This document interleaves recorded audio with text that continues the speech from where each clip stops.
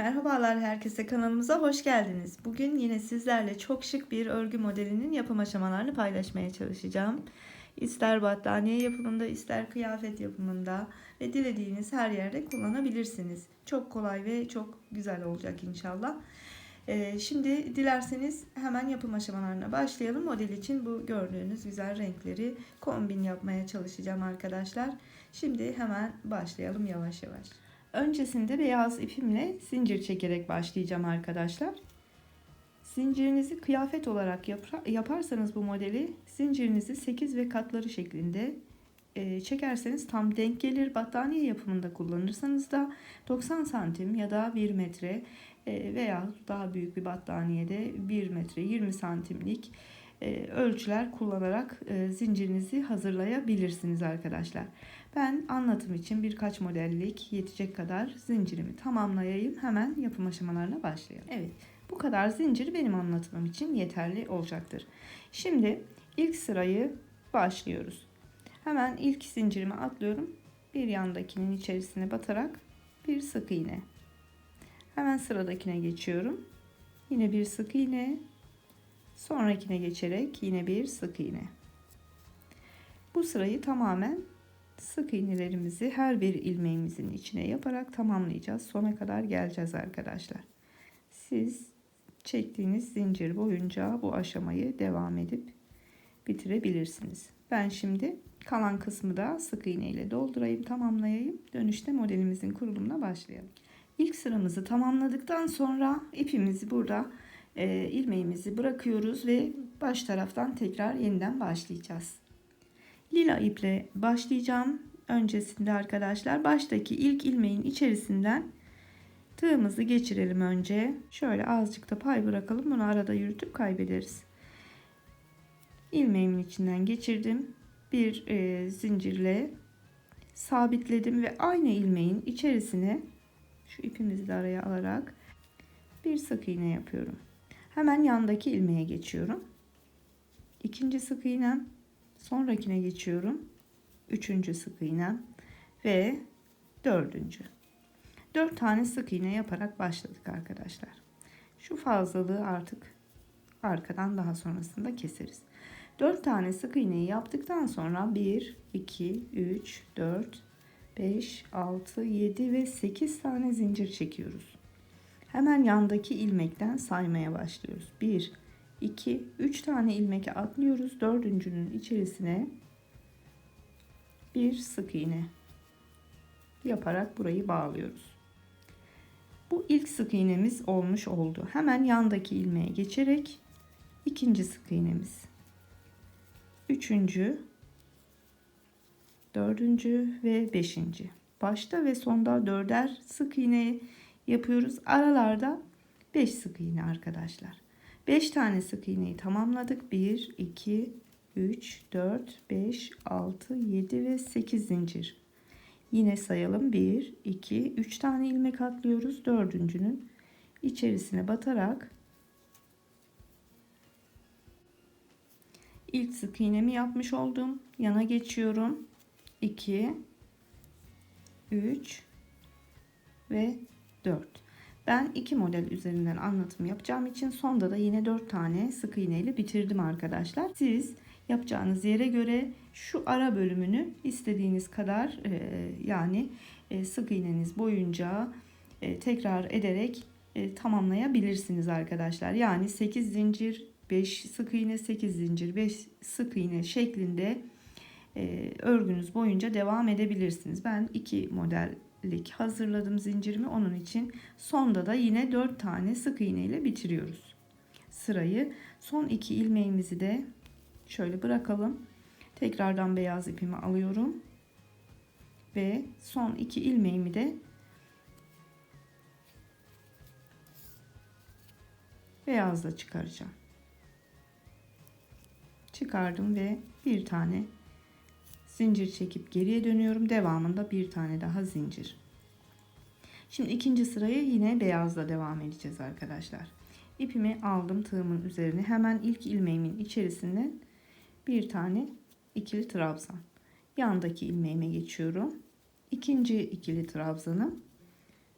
Yandakine geçiyorum. Üçüncü ikili trabzanım ve dördüncü ikili trabzanım. Bu bölümü tamamladık. Şimdi şu alt kısımda zincirimizin altındaki 3 tane ilmeğimizi kullanacağız. Bunun için de tekrar ipimi tığımın üzerine aldım. Zincirimi öne yatırıyorum. Şu 3 tane sık iğnemi ortaya çıkarıyorum.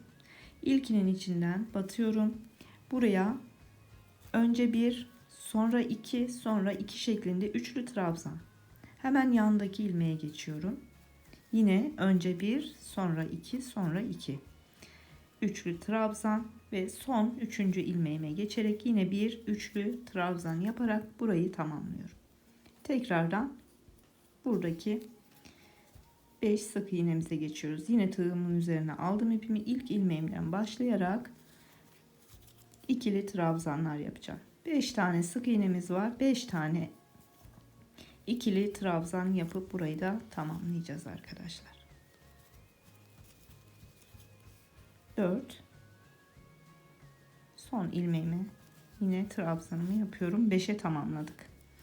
Şimdi şu ipimi bir kesip alayım şuradan. Şimdi devam edelim.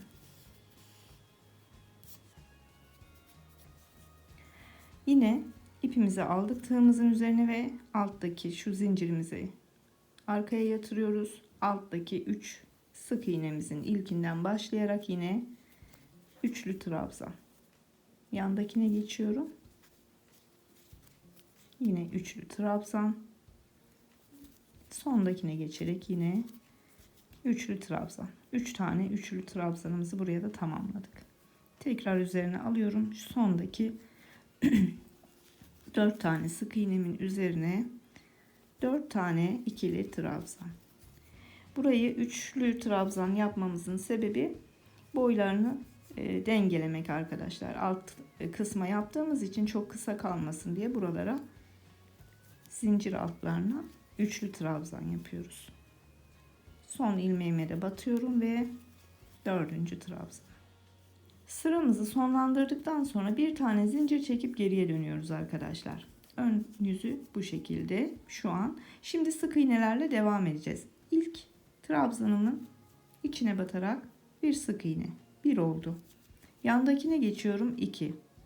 Sonrakine geçiyorum 3.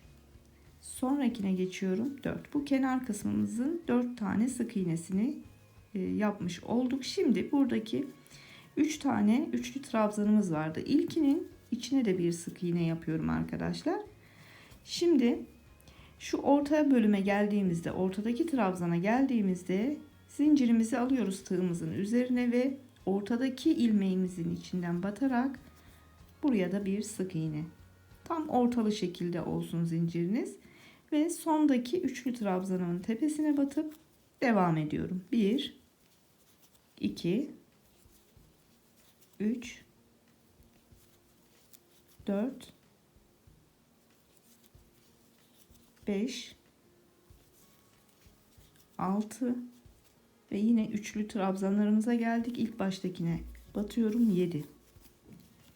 Zincirimi alıyorum. Lila zincirimi alıyorum. Ortadaki trabzanımın hemen ilmeğinin içine batıyorum. Bakın ortadakine. Ve burayı da bir sık iğne ile tutturuyorum. Yandaki yani son üçlü trabzanımın da içine batarak yine sık iğnelerimi yaparak sona kadar geliyorum. Bu sırada modelimizi tamamen kurmuş olduk. Son ilmeğimi de yapıp bu sırayı tamamlıyorum. Şu zincirlerinizi elinizden geldiğince tam ortalı bir şekilde tutturmaya çalışın ki görüntüsü güzel olsun arkadaşlar. Bu sırayı da tamamladıktan sonra yine beyaz ilmeğimizi burada bırakıyoruz. Renk değiştiriyoruz arkadaşlar. İstediğiniz sayıda renk kullanabilirsiniz bu modelde. Cıvıl cıvıl bir model ortaya çıkarabilirsiniz. Yine baştaki ilmeğimin içerisinden tığımı geçiriyorum ve renkli ipimi çıkarıyorum. Bir tane düğümle burayı sabitliyorum ve aynı ilmeğin içerisine bir tane sık iğne yaparak başlıyorum.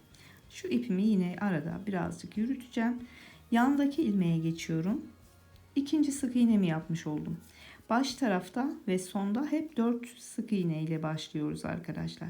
İlk sıraya geri dönmüş olduk. Şu renkli bölümümüzün ilk sırasına. 3. sık iğnemi yaptım ve yana geçiyorum. 4. sık iğnem. Şimdi bu bölümü hatırlayın. Ne yapıyorduk arkadaşlar? 1, 2, 3, 4, 5, 6, 7 ve 8. Başlangıçta 4 tane sık iğne ile başlıyoruz. Devamında 8 zincir ve 1, 2, 3 tane ilmek atlayıp dördüncünün içerisine bir sık iğne ile burayı bağlıyoruz. İlk sık iğnemizi yapmış olduk. Devamında 2, 3, 4 ve 5. Aralarda örgünüz boyunca aralarda hep 5 tane sık iğne, başta ve sonda 4 sık iğne arkadaşlar. Aradaki 5 sık iğnemi yaptım. 1, 2, 3, 4, 5, 6, 7 ve 8 zincir. 1, 2, 3 ilmek atlıyorum. Dördüncünün içerisine bir sık iğne ile burayı bağlıyorum. Devamında sondaki sık iğnelerimi yapıyorum. 3 ve son ilmeğime batıyorum. Dördüncü. 2 ilmeğim burada kalıyor. Tekrardan beyaz ipimi alıyorum, ilmeğimi.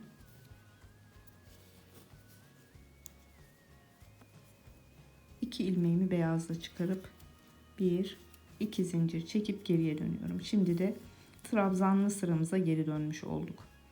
Hemen ilk trabzanlarımı yapmaya başlıyorum. İlk ilmeğimin içerisinden 1, 2, 3 ve 4. Kenar kısımlar hep sayı aynı. Orta kısımlarda aynı şekilde. 4 sık iğne 4 trabzan, 4 sık iğne 4 trabzan şeklinde. Aralarda hep 5 tane sık iğne ve 5 trabzan şeklinde. Şimdi 4 tane ikili trabzanı yaptım. Zincirimi öne arkaya yatırıyorum. İpimi aldım ve alttaki ilk ilmeğimden başlıyorum. Önce 1, sonra 2, sonra 2. Üçlü trabzan. Yandakine geçiyorum.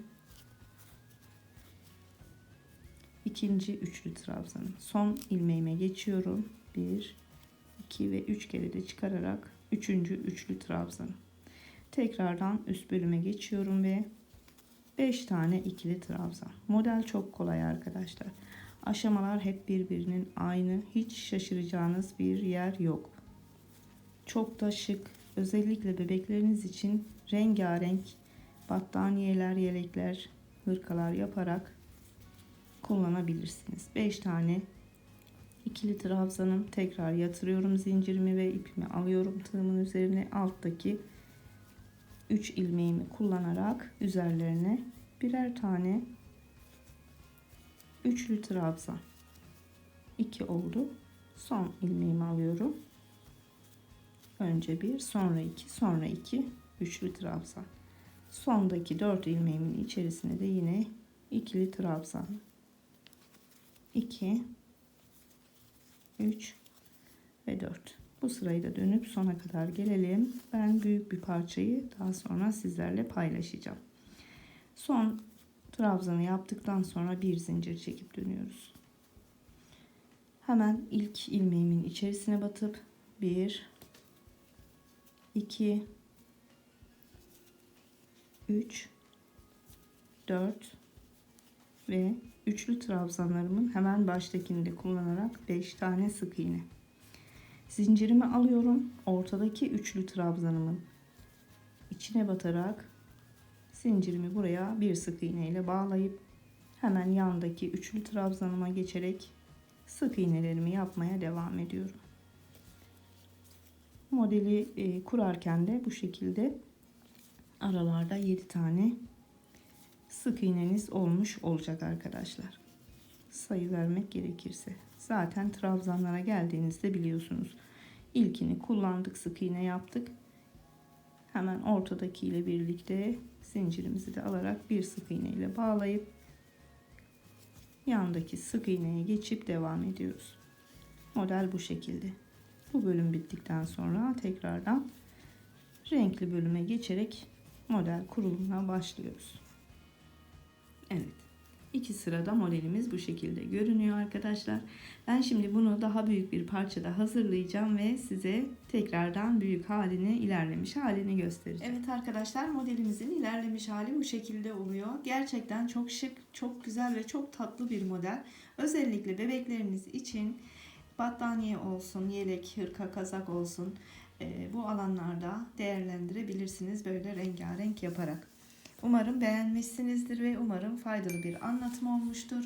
Beni izlediniz, bana zaman ayırdınız. Hepinize çok teşekkür ediyorum. Bir sonraki videomuzda tekrar görüşünceye kadar şimdilik sağlıcakla kalın, hoşça kalın, kendinize çok iyi bakın.